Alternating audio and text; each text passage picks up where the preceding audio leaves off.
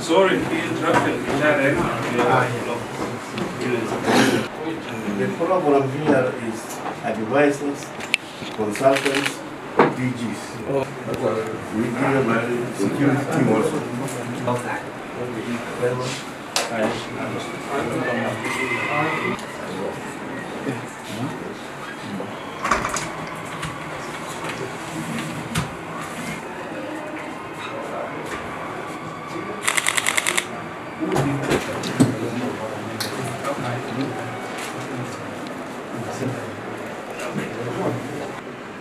التغيير شيء طبيعي. الإنسان أنك تبارك أولادك وكيل اللي هيمشي وكيل الجاي. أنت اللي حفظتهم خليتهم يتعلموا في ظروف صعبة لغاية ما بقى في بلد اسمه جنوب السودان وهم هسه ببادلين. Chol Deng Thong Abel, I welcome you in this brief gathering. I think every one of us is aware about the presidential decree which was announced over SSBC yesterday evening. in this present degree, because there were changes in the Ministry of Petroleum.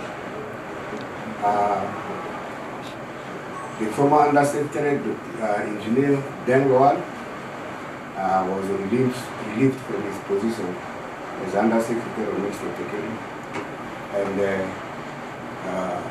Honorable Engineer Dr. Chol Deng Thong Abel has been appointed as his replacement. So we are here to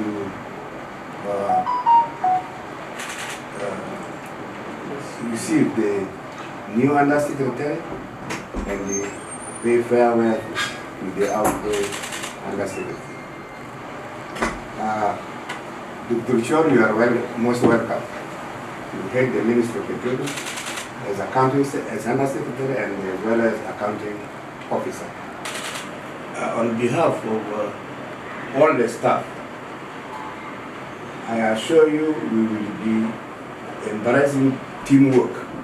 And through teamwork, that is where people succeed. But if people do not work as a teamwork, they will not be able to succeed. So I assure you we will fully cooperate with the administration as long as you are not a new person to us. You have been here before and you know how we used to cooperate.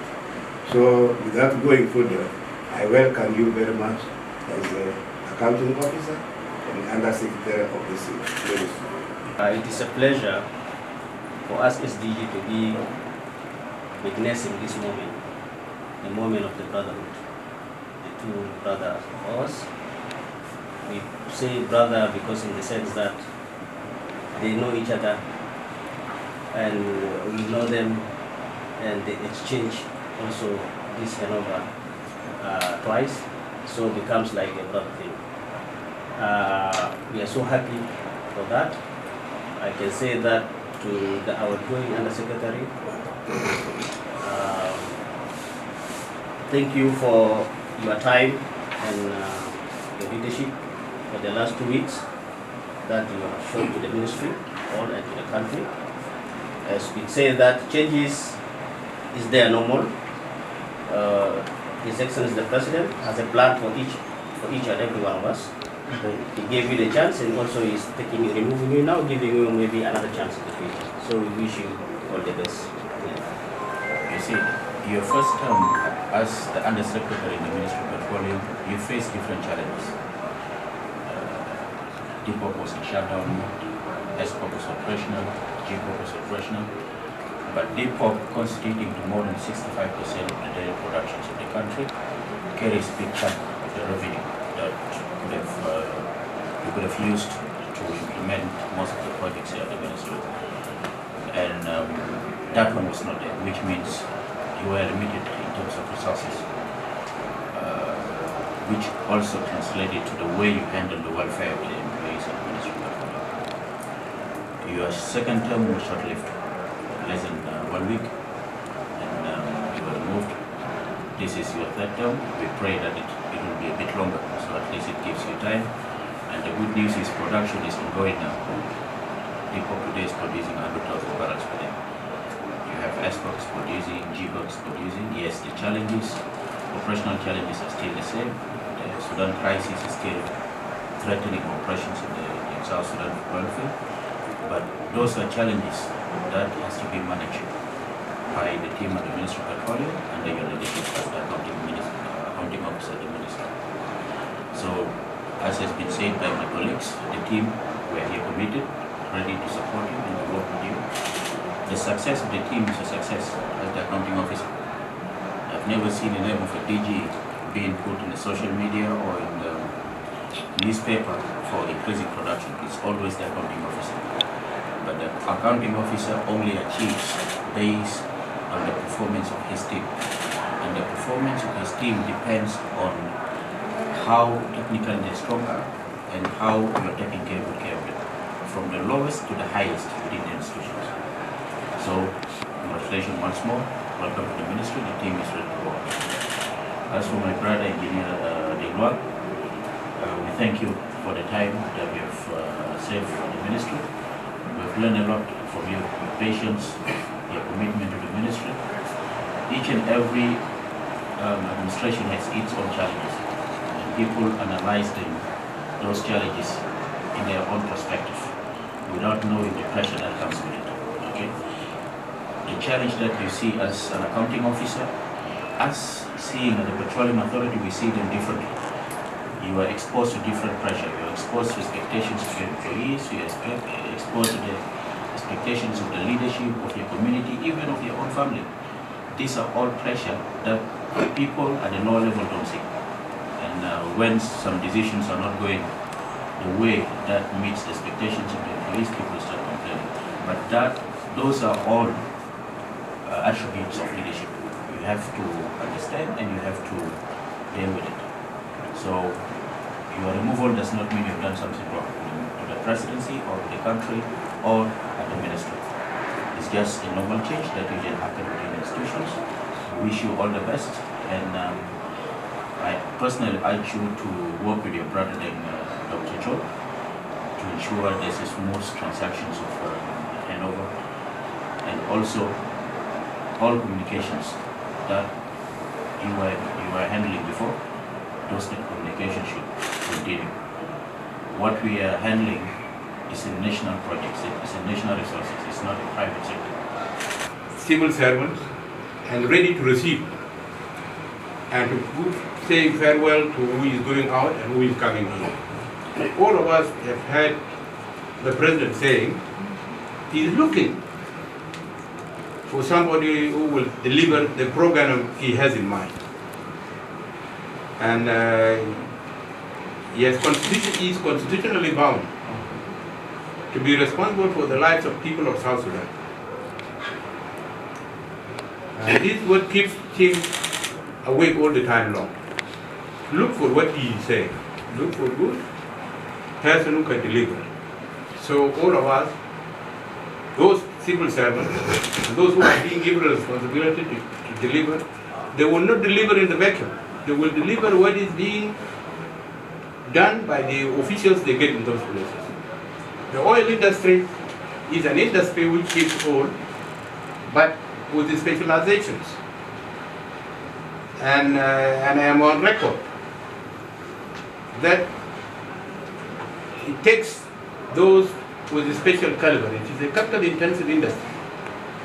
And we cannot make it just a labor-intensive industry. It isn't. It will not serve the purpose of the economy of South Sudan. As it has rightly been said, that the problems of Sudan affect always our way of producing oil. I'm very happy that our able consultant, Engineer Oliver, has told us now that Depok is producing 100,000 barrels per day. And with the program, peace plan of President Trump, that he wants to impose peace on the Sudan, it becomes now a challenge for us to increase the production. And you take note of this. Yeah. Engineer is born. Yes. Let your people be on their toes, ready to increase the production. Then, not to talk too much, Engineer Oliver has said that Brother Engineer Deng is outgoing, and our brother Honorable Dr. Chol is incoming. Then there must be a smooth transition. In the United States, it takes almost a month. From November to the whole of December, the new president assumes office on the 20th of January. Is that right? Yes. Yeah. Then it becomes now a responsibility of the outgoing Undersecretary to be around to keep his brother informed of what he was planning to do, which must have been prepared by Engineer Esbon with his team, that this should be the production. And then those of us in the marketing, we must also be showing the incoming Undersecretary with the outgoing Undersecretary that the marketing will not collapse somewhere. Because that's the purpose of investment. All ends up in market. That's the purpose of investment. So this area, Honorable outgoing Undersecretary, is the point we will take care of and put him in the right perspective. The 2 points. And then for the administration of the interest of the whole administration of the MOP, plus the interests of the officials who are serving here. Please, you sit together, put them in the right perspective so that we don't have the problem of water, we don't have the problem of fuel, because if the people here are not very happy to discharge, then the people of South Sudan will not be happy without the people producing it not happy. First, I would like to congratulate my brother for the trust and confidence that I've given to him by the President. And as is assuming his leadership on this institution with critical role in the country, in education, I want to assure you the full support during the transition. There are key areas that are critical and needing attention. I will mention a few of them, and some will be reported by Ministry of Petroleum. One of the critical is the export pipeline of Petco. We have the export pipeline of Petco. There is Pump Station 3 that has been down because of the crisis in Sudan. And the operation is working fast. And now in Sudan,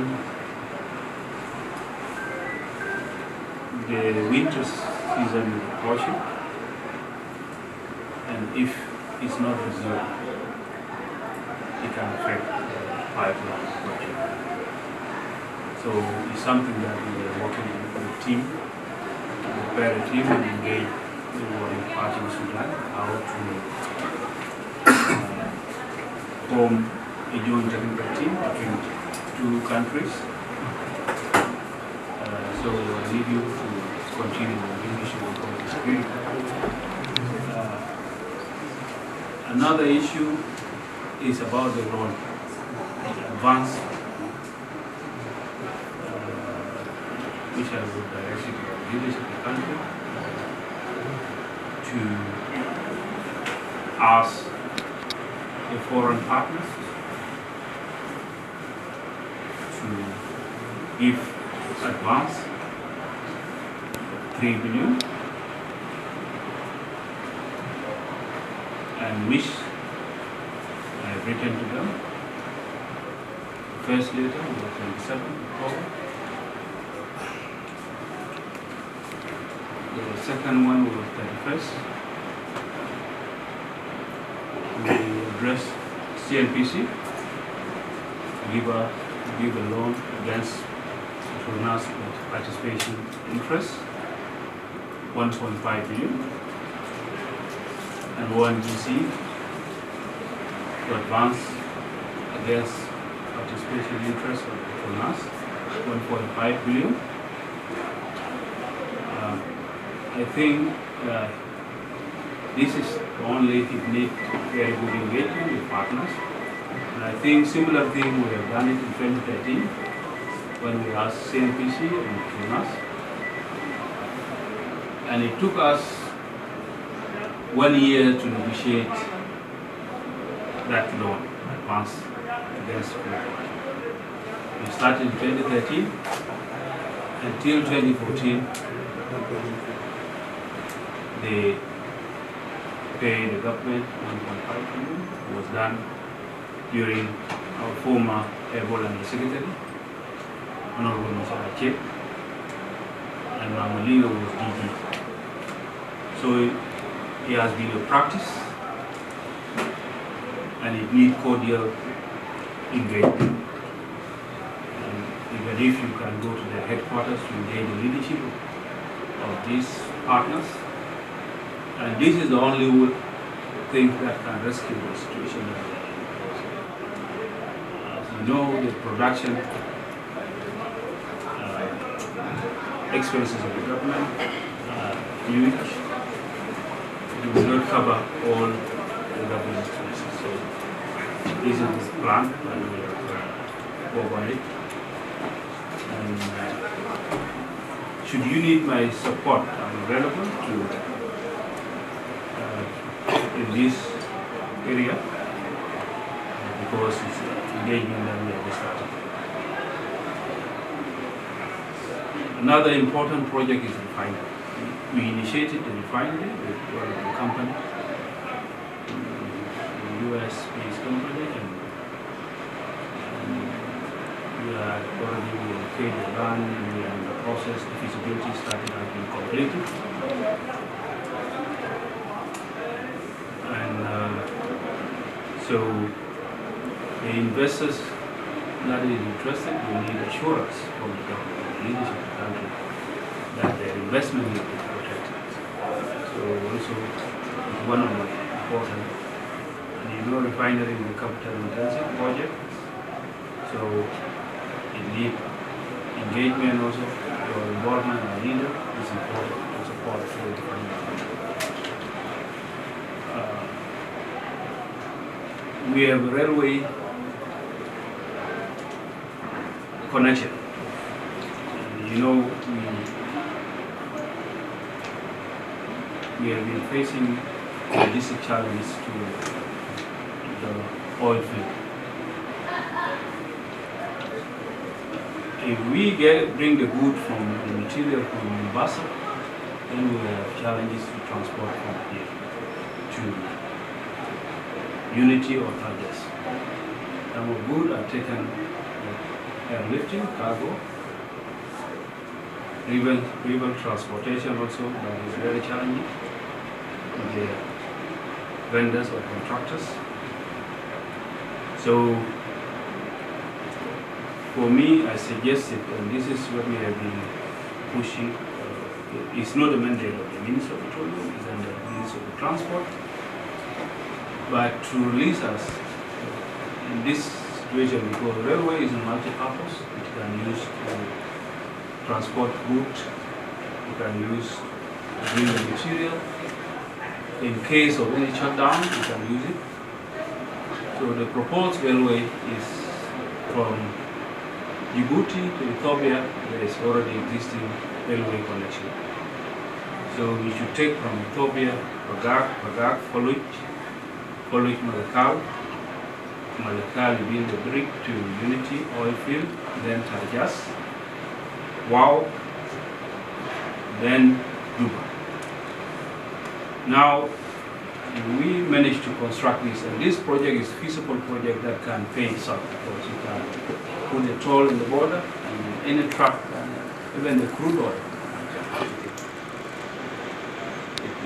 it doesn't need.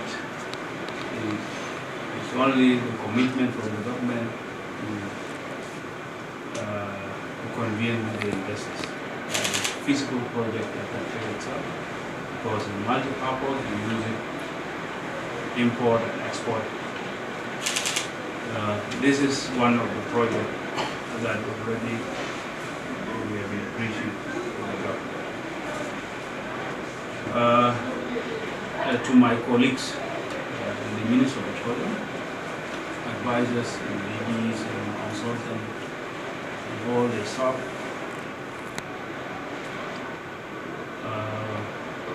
thank you for all your support and commitment and the teamwork that you provided in the last 3 days.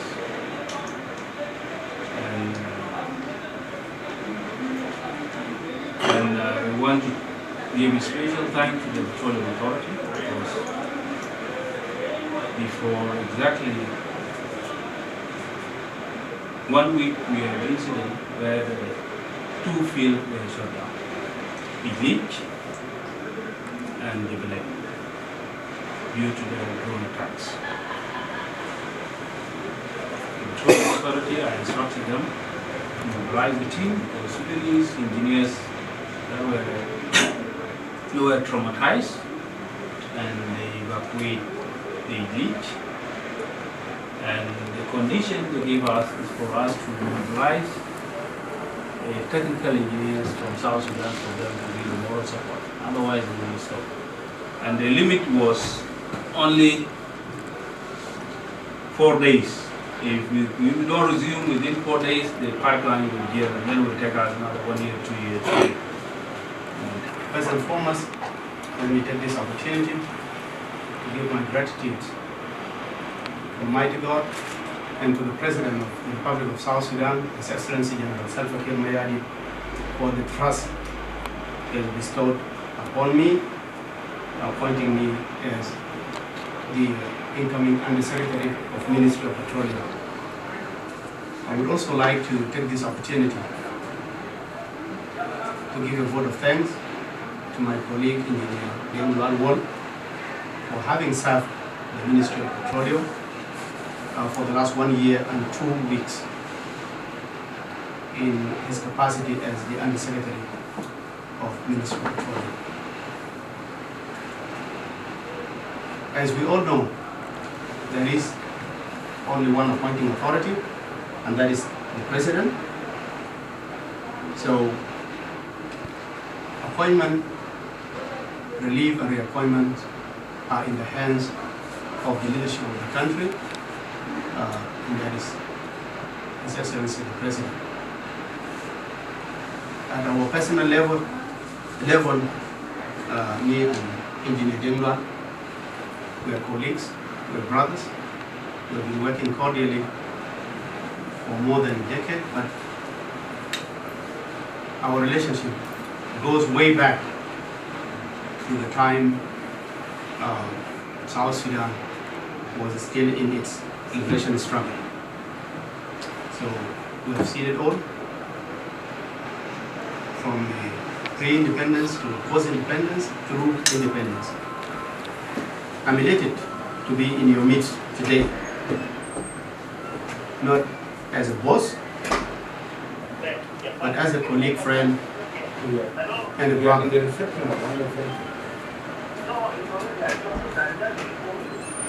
Okay, please, I will call you later. Presidential appointees such as ministers and secretaries and the other levels will always come and go.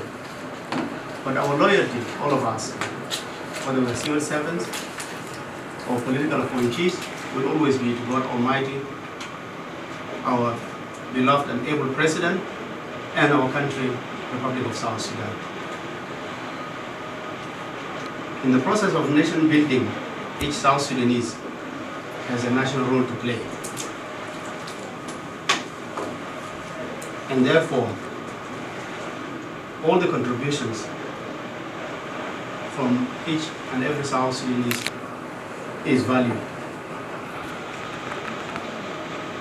As presidential appointees, we are answerable to His Excellency the President, who is responsible before the Constitution.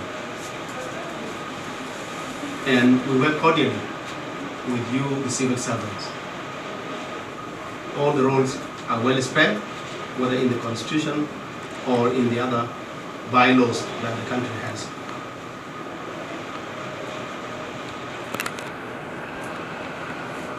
Oil sector is highly regulated, as we all know. As a sector, we have all the acts in the industry, such as the Petroleum Act 2012. We have Petroleum Revenue Management Act 2012, and then we have the other institutions acts, such as the Night Petroleum Act, and we have the other regulations that were developed inside the ministry, such as the Human Resources, Unified Human Resources Policy Manual 2020, We also have the local content regulations, the one for environmental protection, but also we work in a manner that connects us with other institutions such as the finance, and this is where the Public Financial Management and Accountability Act comes in. These acts establish mandates of respective institutions. MOP is actually not a spending agency. It's technical because Ministry of Finance and Planning sits on the physical side of the policy, and we are therefore here to support that policy and the fiscal policy of the Ministry of Finance, because it has the authority over the public funds. We also have a National Loan Committee, which is chaired by the Minister of Finance and Planning, with the membership of first Undersecretary of Ministry of Finance, Undersecretary of Ministry of Petroleum. We have Minister of Justice, the Legal Department in the Office of the President. We have Minister of Trade, Minister of Investment, you name it. And so all these member institutions are part of this National Loan Committee. And by the virtue of the position, the Secretary of Petroleum is actually a member of that committee. Once a loan or potential loan is identified, then term sheet will be brought, where you have arrangement fee, interest rate, maturation period, and then also if there is a grace period, all this will be negotiated, and then it will be taken to the Council of Ministers once approved by the National Loan Committee, after which it will find its way to the Parliament and will be passed into law, because all these loans are actually going to be passed down as debt for the next generations. So I believe all of us are part of that committee, and we can always present what is there to the committee. In regards to this issue, I thank Honorable Engineer Deng Luan for taking the initiative to engage partners to get that done. It's also very important to note that when I came to this ministry, there is a safe next door that we did not have access to the key, and General Ayok is a witness. Together with him, we were looking for that key until the time we left. We were not provided with that key. So it transpired later on that there were documents in purportedly the safe that is put in the office here that we do not have access to for the records. So this is to make it clear. If there is any argument about this, we can establish it after this meeting. So now, what are the top issues that we want to carry on as the agenda? First of all, I would also like to thank the team in the Ministry of Petroleum for having prioritized and expedited the process of getting an oil refinery, which is on the top of the agenda that we will be pursuing. So I thank Honorable Engineer for having prioritized this refinery issue and engage an American company. We will take it from where it is left. Increase of production has been mentioned by Honorable Machara. So in this regard, with the Petroleum Authority, we will be working together to see to it that EOR, IOR is pursued, and that we need to encourage foreign direct investment through Ministry of Finance to come and embark on funding the refinery, a commercial refinery. We also need to initiate a technical discourse with the partners of Block 3 and 7 beyond 2029, whether we should go for an extension with new terms or we call it a day and then we go alone or get new partners. We also need to launch a vigorous marketing campaign for the new aggregates, all the blocks that have not been taken. And I believe we have more than 18 blocks which are waiting for investors to come. South Sudan is endowed with a lot of oil resources, and it's time for us to venture into new blocks. We all know the one for South Africa, Block B. We also know the one B3 for Rancho. We don't know. I personally don't know the whereabouts of Rancho. We also need to work with the Nile Petroleum Corporation, NIPEC, to ensure full transfer of Petronas shares to NIPEC, and after that, if they get a serious investor, so that they can work hand in hand. We need to enforce local content policy or regulation to enable national oil companies to grow and also make use of the oil contracts and be part of the cost oil. We also need to boost cooperation between the three pillars in the industry, that is Ministry of Petroleum as the regulator, Nile Petroleum Corporation as the commercial wing of the government, but also the policy maker, which is the Petroleum Commission. We will be working hand in hand. We need to prioritize training of South Sudanese nationals in the industry so that they're able to take over some of the positions, especially the ones that were left by Petronas. We also need to prioritize the welfare of MOP staff, because we cannot, as staff of the ministry, do all the technical work, and then the whole thing is taken and cooked in our neighbor's house, and the only thing we can do is only to smell it and enjoy the smell. So I'll pursue the 3% with Ministry of Finance and also the Central Bank. I've seen a letter that has added 2.5% to the Central Bank, which was not there, because the 3% of the Ministry of Petroleum was enacted by the Parliament, so it became a law.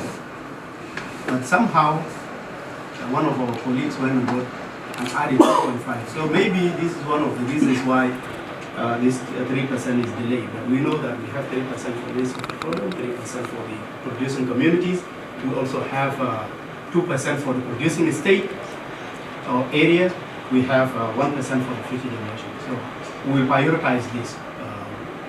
We'll have a very cordial and good working relationship with both Ministry of Finance and Planning, but also the Central Bank. The new governor of the Central Bank is someone that has been instrumental in some of the committees that were formed, especially the one for Petronas.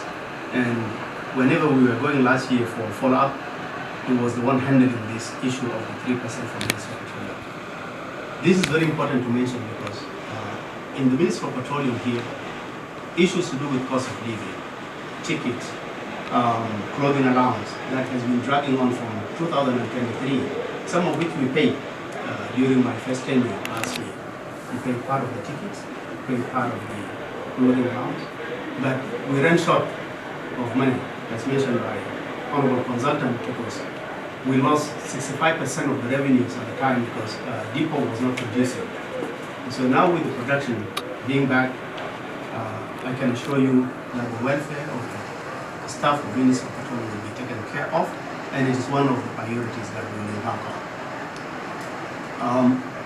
Also, we engage, like I said, the Central Bank and the relevant institutions to not only pay the 3% of the ministry, because we will be also selfish if we talk only about the Ministry of Petroleum, because that whole thing is a matrix. And so we have to see to it that each and every one is paid, because this money comes from the sale of crude. Once again, let me take this opportunity to thank His Excellency the President of the Republic, General Salva Kiir Mayadi, for giving me the opportunity to serve the people of South Sudan in Ministry of Petroleum and in this capacity as the Undersecretary.